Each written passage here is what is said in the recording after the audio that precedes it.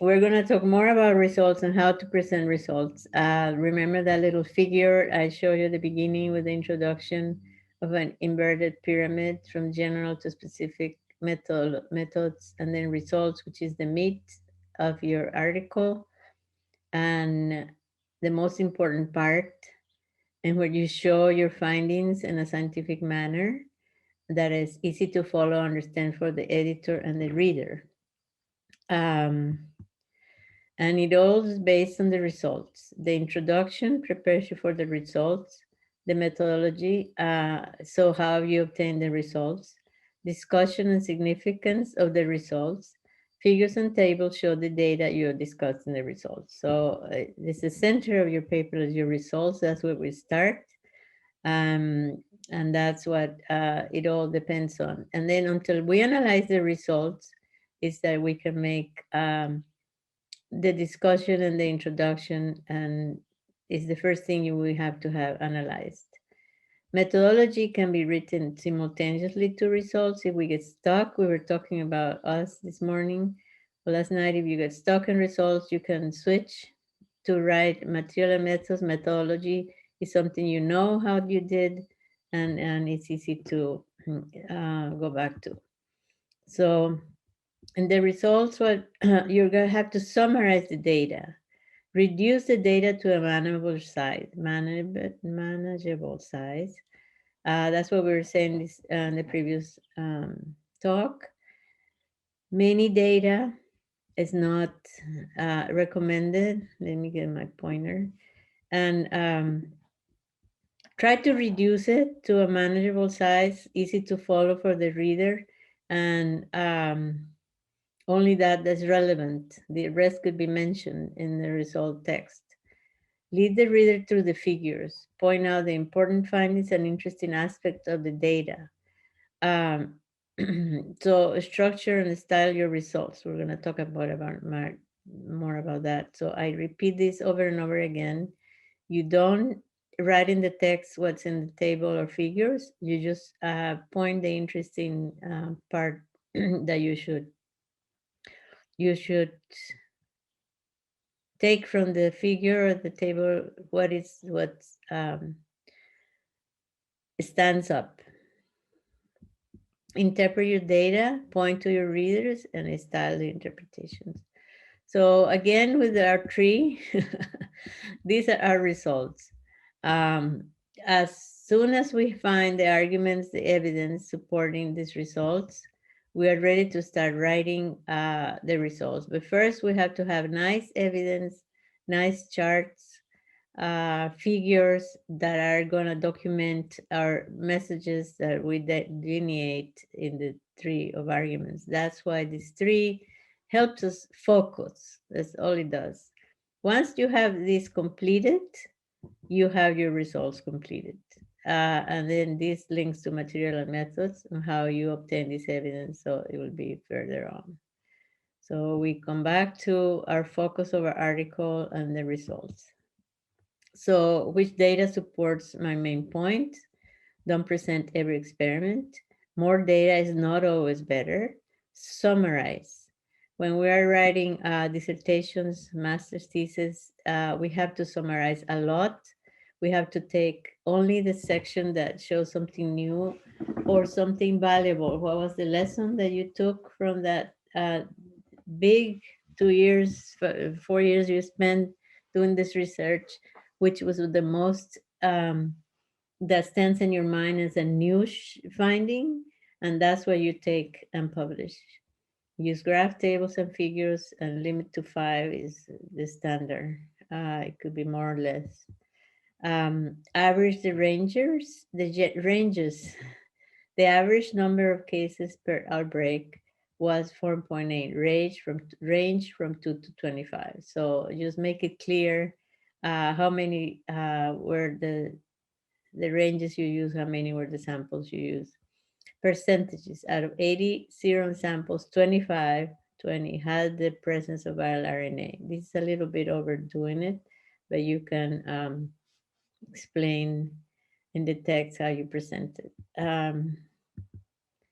Always include the number of samples used. Incorrect will be a positive signal was detected in 25% of the blood samples, but you don't know what the total, it could be 75 of 25, 75 or 100, 75 or thousands. So always say the N. What was the population that you used to study this particular signal in the blood sample? So correct, viral RNA was detected in 25 out of 100 blood samples.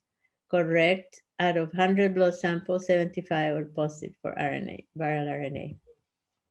Be aware of using percentages or statistics with small numbers. We already said that.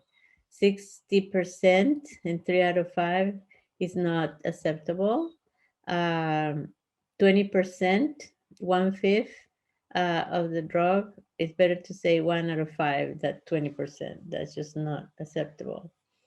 Correct, the way to say it is 3 out of 5 samples from Asunción and 1 out of 5 samples from La Paz demonstrated drug resistance. Just presented in the text, you don't have to have figures and tables to show such small numbers. Demonstrate the utility and validity of your technique. Summarize controls, point out of results that are from the positive control. So you contrast. You say this is the controls and this is a positive, this is negative. And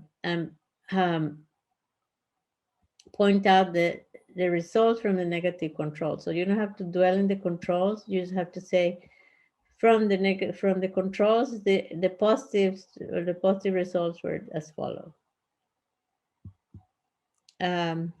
Each figure or table should have at least one paragraph describing the results in the figure. So you cannot skip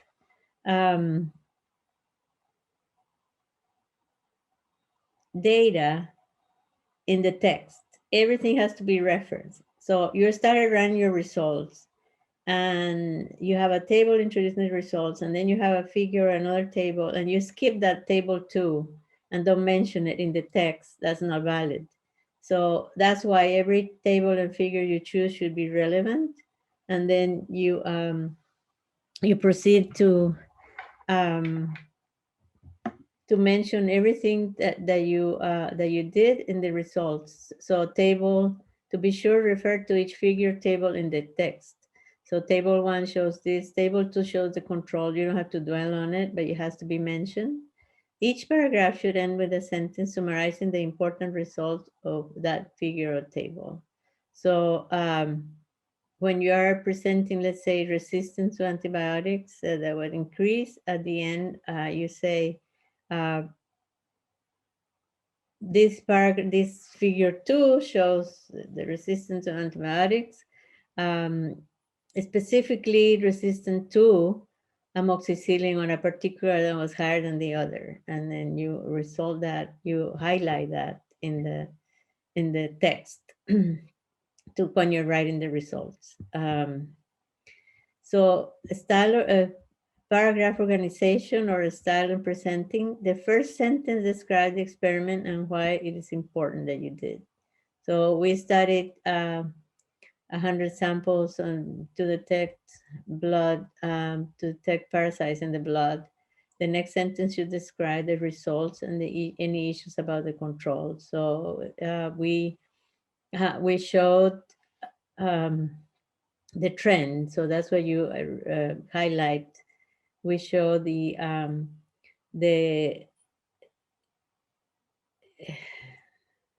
high results or the trend to augment is what I want to say. I lose my words sometimes. It's higher, is higher than others, and the controls maintain the same. You contrast briefly, or you had any issues about controls, you can say out of the controls, 1 was an outliner and it didn't react, or it didn't present, or it didn't work. And the last sentence should be about exciting findings that are important. Again, don't make assumptions or conclusions. You just state carefully what it is that you saw. without going further into, oh, um, this is, this clearly demonstrate, like I was mentioning before, this clearly demonstrate this and that issue. So you just show, you just show the findings and the importance. Sorry, I need some tea. And and do not make assumptions, or do not make general statements about, oh, this is absolutely the, higher incidence of resistance. You'd leave that for the discussion. You say, we see higher resistance in this antibiotic than the other because of the use without control of the drugs, especially this is more fashionable. And then you, in the discussion, it's like Gregorio said, the fun part.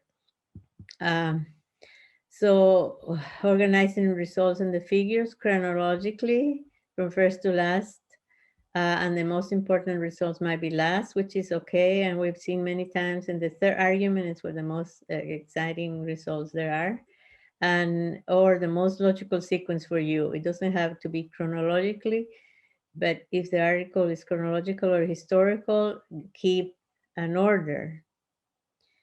When it's thematic, you just do it in the logical sequence because you're setting up an experiment here, you're setting up the study here. It doesn't have to be chronological. You could have simultaneously studies going on, and then you present it as you consider is um, the beginning of the topic and towards the end in a logical sequence.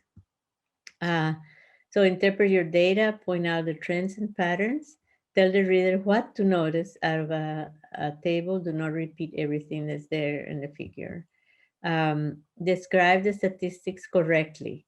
So if you run a statistical analysis, make sure that you say what type of test and what level of significance you use. So if you use significance, uh, well, it's going to be explained here. It has to be statistical. Correct. X was significantly higher in males than females. T-test, p-value 0.05. Okay? If you do not run a statistical analysis, be aware of saying X was significantly higher in males than females, because the word significantly implies that you did a statistical analysis, that you did analyze the p-value of the data. That's what significant means. It's a statistical term. We cannot use it freely saying, oh, we think this is significant because this, because we think this is, we prove something very definitely, or it's very important finding.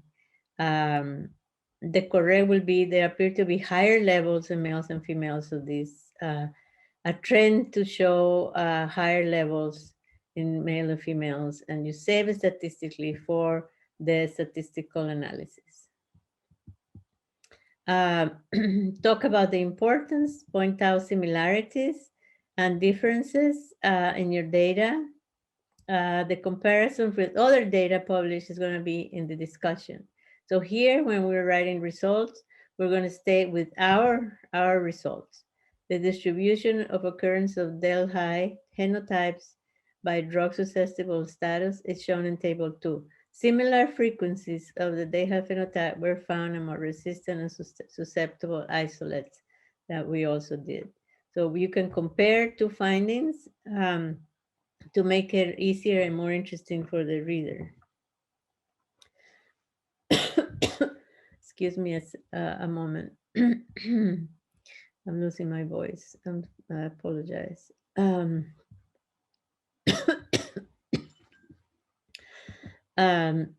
Point out the differences. Include details, numbers, and refer to the figure. Among the 83 isolates, 60 isolates study belong to the highest genome group. Display a distinct set of sequences was shown in figure 3.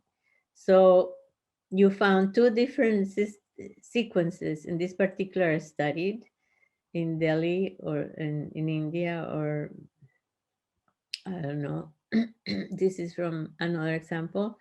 Out of 83 isolates, 60 responded or are similar, but we saw 5 or so that are very distinctive sequences. So that's valid in the numbers, and it's interesting to point out the similarities and the differences.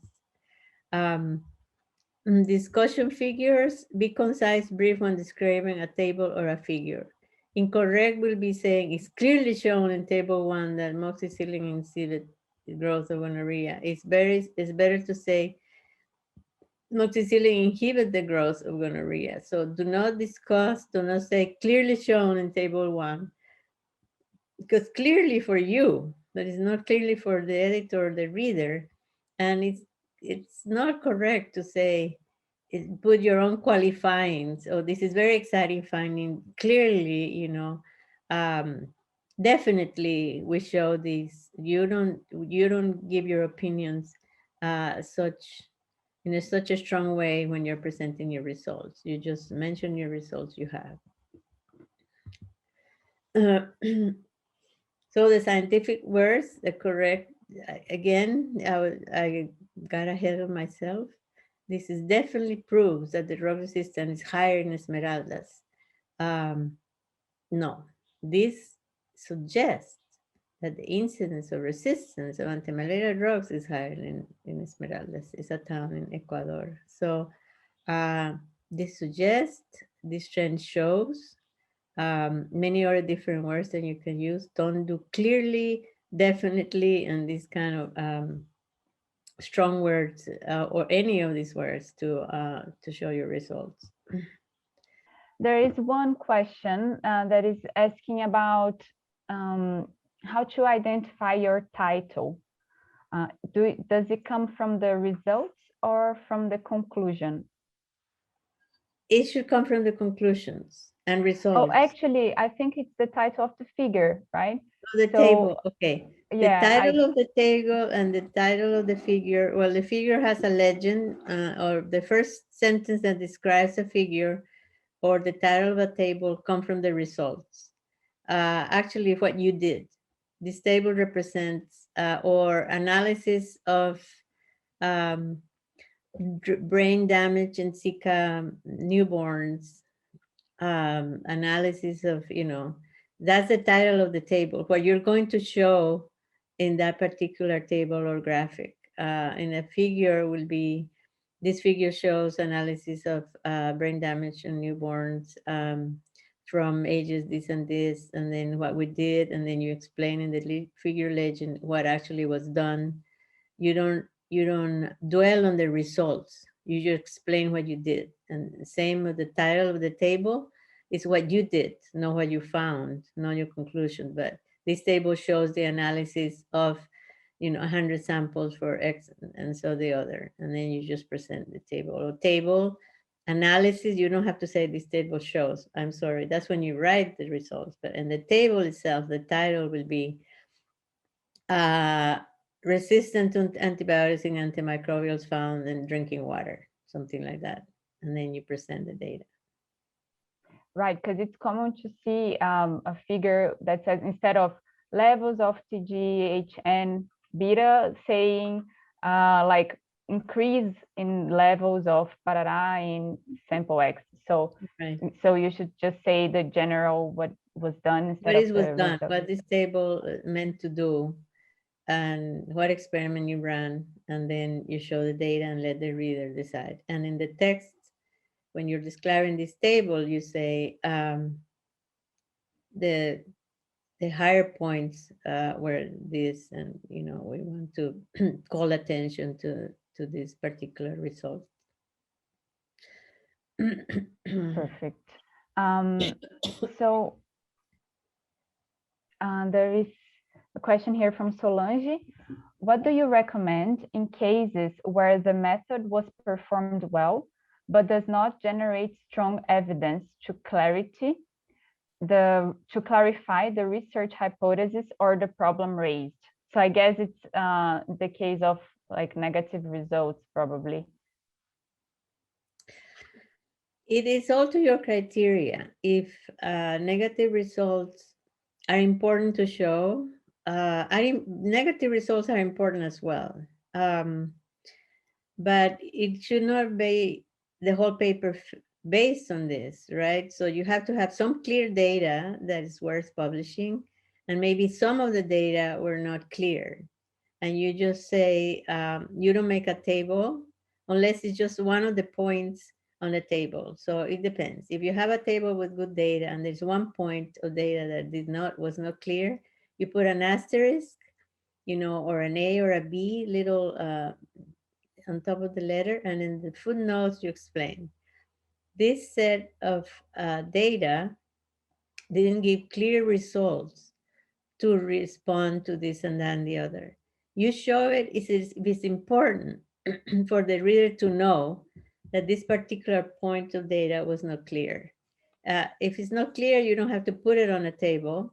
You just say in the text, we did these experiments which didn't show definite results towards one way or another. And you don't have to make a table for that, but you want to mention it if it's important.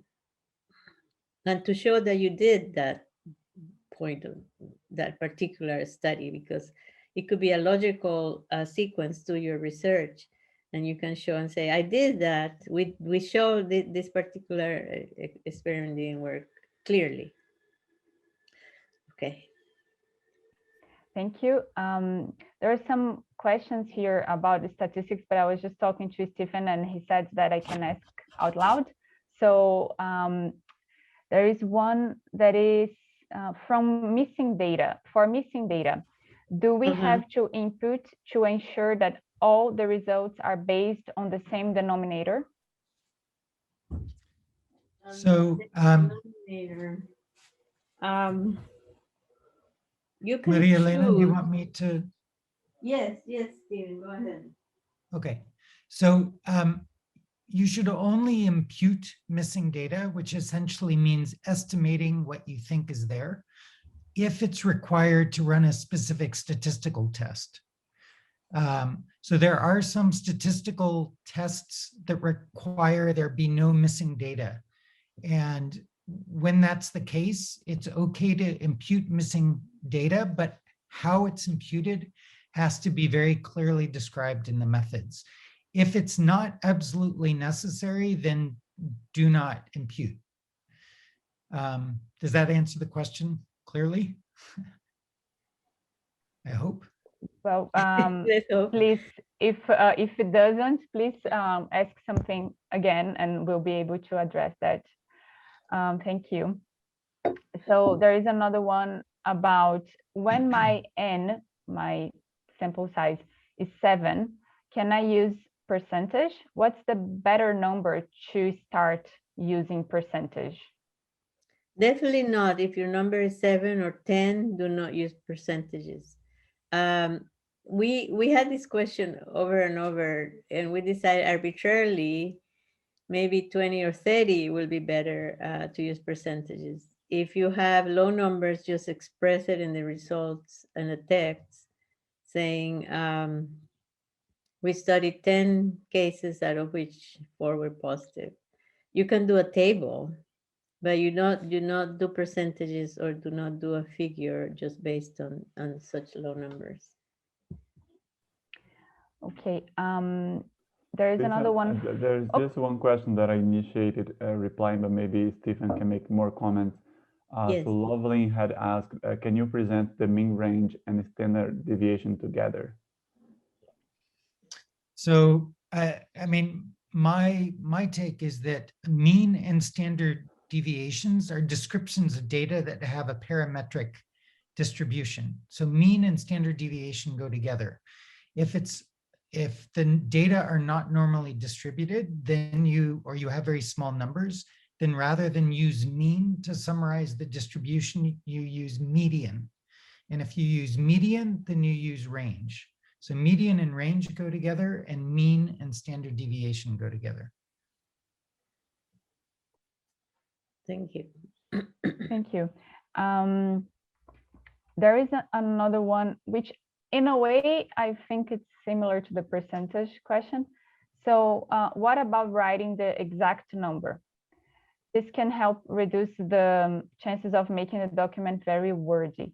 So instead of 3 out of 5, is it okay to say 25 participants? Yes. 25 participants. I mean, what is 3 out of 5? Is Yeah, 25 participants? yeah, I You can think, say 3, yes, you can say 3 out of 5 responded to this treatment. Yeah, it doesn't mean much. Or out of 25 participants, 10 were negative and 15 were not clear. So you cannot deduct anything. You can say it in words, especially when it's not clear or it's very low numbers. yeah. There is another one from Mitila. Is it mandatory to give the full abbreviation of the acronyms like BMI, HTN, and the cutoff definitions like how diabetes, hyperlipidemia, hypertension that was diagnosed in the footnote of the table or figure? That's a good question. I wouldn't use abbreviations in the footnotes of the table in case, unless they are very, very widely known, like RNA, DNA. If you're studying diabetes and it's very widely known about in the field of all diabetes, certain abbreviations you can use because the person reading the article should know, but do not be,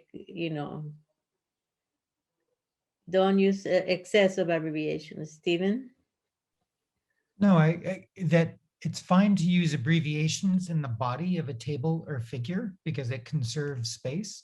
And then, as Maria Elena is saying, the definition should be in the footnote. Oh, yeah. And then, I mean, this isn't about the figures, but typically when you're writing the article, the first time you use a phrase that can be abbreviated, you use the full term, and then in parentheses the abbreviation, and then every subsequent time in the text you just use the abbreviation. You're allowed to, anyways. Yes. There was a second part to the question, I think, right? Or no? The question. No, I think that was Okay. all. I think that was it. Yeah. So actually, someone is asking about the term missing data that it was in the previous question. So they're asking, what exactly do you mean by this missing data? So Oh, at least, if you collect a lot of data, let's say you have, you're collecting data on 1,000 individuals and you're collecting 10 different types of data on those individuals, right? So you actually have what did I say? 1,010. So you have 10,000 pieces of data. For some of the individuals, some of the pieces of data may be missing. So if you think of a big data matrix, you have some holes in it, and that's the missing data. It's observations that are missing for a small number of the individuals in your study, if you're looking at people. And there are statistical guidelines over how much missing data is too much. If there's too much missing, then you cannot draw any conclusions. But if only a little bit is missing, then you can still draw conclusions from the data. and say in the footnote, 10 didn't respond to this, but out of 1,000 or 100 might be okay. Maybe 10 out of 100 is a bit too much. But there's 5 that didn't respond. It's all your criteria, what makes it valid. But no, as Stephen said, there are statistical guidelines you can follow. But you are allowed to present a big database that has some point missing, and you just put, if it's in a table, a footnote saying this doesn't respond, this data point is missing. And that's all. You indicate to the reader that there was no response. Okay, thank you. Moving away a little bit from statistics, there is a question from Neka. Can you briefly talk about flowchart in publications? I see it often in systematic reviews. You can talk about flowcharts from another publication? No, sorry, if you can talk a little bit about flowcharts, Oh, how to use them. Yes, when reviews are going to be, I think Gregorio and Stephen will be more knowledgeable of flow charts, so flow cytometry. Am I understanding correctly? No, I think it's like those diagrams instead of, the figures that you make to explain a rationale or to explain your point? Yes. They are very useful. Yes. Use them when explaining methodology, an epidemiological study. They are very useful into guiding the reader. What is that you do? What were your inclusion criteria and exclusion criteria? If it helps, you should make a flow chart. Yes.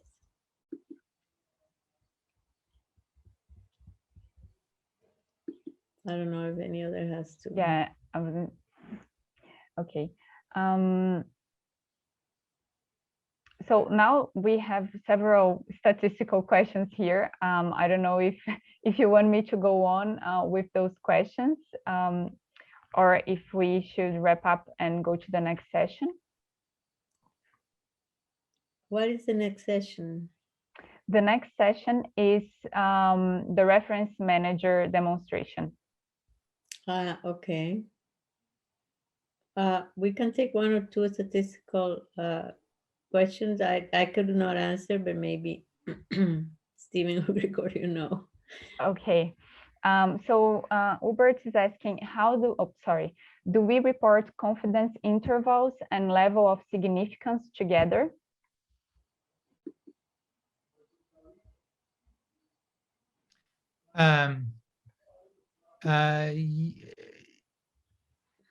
Yes, it's perfectly fine to do that. In fact, it's generally done. It's a good idea to present the confidence interval because it gives the reader a sense of how much precision there is in the estimate, right? And if you look at the confidence interval carefully, it will actually also tell you whether it's significant or not. So typically, for instance, for an odds ratio, if it is both, if the ends of the confidence interval are below and above 1, then it's not significant. But generally, it's good to present both. Just do it in a concise fashion. Thank you. Thank you. There is, I think the 4 questions left are all about what is the percentage of missing data that is reasonable. So some people are asking 20, 50. So what would be reasonable? So done a lot. Go ahead, Steve. Yeah. So the guideline, so there is, as I mentioned, there are some statistics which literally cannot be performed with missing data. And in those cases, they often say it's okay to impute the missing data. In other words, to make estimates of what the missing data are, if, let's say, 10% of the data are missing for a particular variable. So it certainly is fine if it's less than 10%. If it's greater than 20%, then it's simply not okay to, in almost all cases, it's not okay to impute missing data. So, and then I would say 10 to 20% is sort of a gray area. And that's for imputing missing data, but I would take that also as a guideline for whether you can draw conclusions from the overall data, even if you don't have to impute. Does that make sense? So in other words, if you have 100 individuals and you want to assess a particular variable, like, I don't know, whether they have diabetes and it's different in 2 groups. If more than 20% of the individuals you don't have data for, then I would be very cautious about drawing any conclusions. Thank you. So I'll go to the last question and then we can go to the demonstration. So it's from Chinonielum. The question is, please, can you give examples of softwares for plotting good charts and figures apart from Excel and PowerPoint?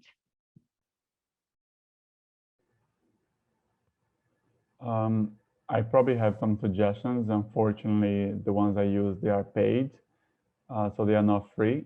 So whenever I have to make figures, graphs for statistics or something, I'm gonna type in the chat to everyone. Let me just so I usually use GraphPad Prism for my statistics and graphs. And whenever I have it ready, I transfer the graphs to make the final figure in Adobe Illustrator. So yeah, Adobe Illustrator, I can make all my figures and graphs in the same size. I can put the same fonts to everyone, I can make like very nice edit and nice figures in the Adobe Illustrator, but unfortunately they are not for free. So usually I have my university, my supervisor paying for it. I know there are some free tools, but I never use them. And all of them, they take a little bit of time to learn how to use them. But Adobe Illustrator for me is a really good tool. I don't know if someone else has an idea of a free tool to use. I think there's Ink something that you also can make figures. If you have a lot of statistical data, you can use, like someone typed in the chat, is true, R. It's pretty much widely used if you know how to code. I don't know how to code, so I don't use R. But if you know how to use codes, that one place you can go is for free. And you can do beautiful figures. We have epidemiologists in our group who use R for all his figures. And his figures are amazing. I just don't know how to use that.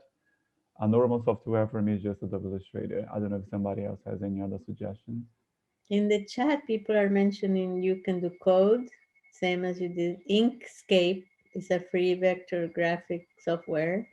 Oh yeah, And Inkscape. All my previous colleagues use Inkscape. I never use it, but they all use that. For good illustration, and it's free. So several of the attendees recommend Inkscape that I see in the chat. Very good. Thank you so much for another very informative part of our workshop.